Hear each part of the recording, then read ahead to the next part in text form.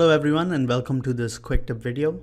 My name is Arvind Krishnan and I work at Go Engineer as a simulation specialist. In this video, we're going to look at a new feature in 2016 in flow simulation called Equidistant meshing.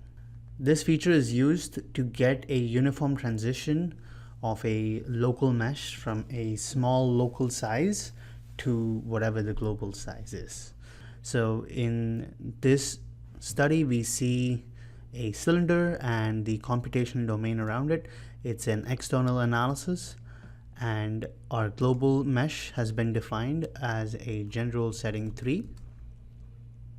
The equidistant meshing option comes under a local mesh, and the main reason it's local is because the smaller mesh size is for a given region around a particular entity as compared to the entire global size. In this case, the region of importance is defined as the face of the cylinder. We are refining the fluid cell and the partial cells.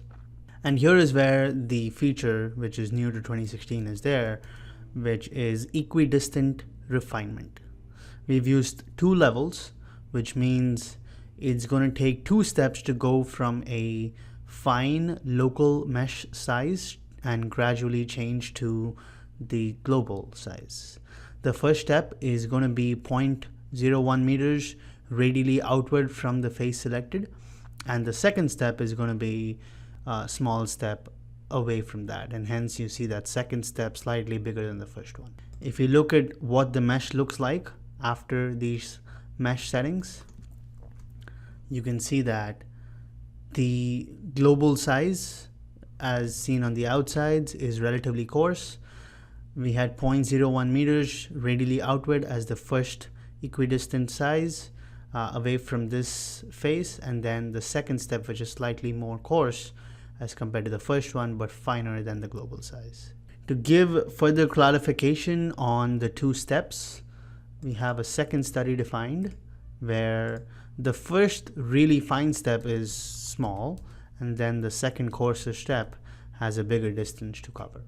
And if we look at this mesh, you can see that that fine size is very close to the initial face, and then it very quickly jumps on to the relatively coarser size.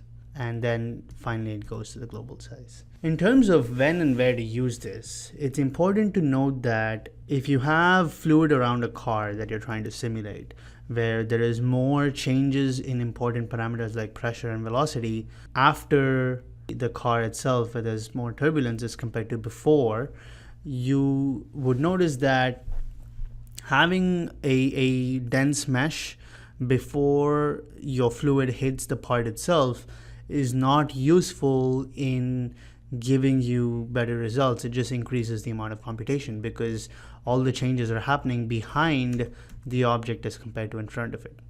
Similarly, if you're trying to simulate free convection, where there is more movement of the fluid above a part due to buoyancy effects as compared to below it, having a uniform mesh around a part is counterintuitive.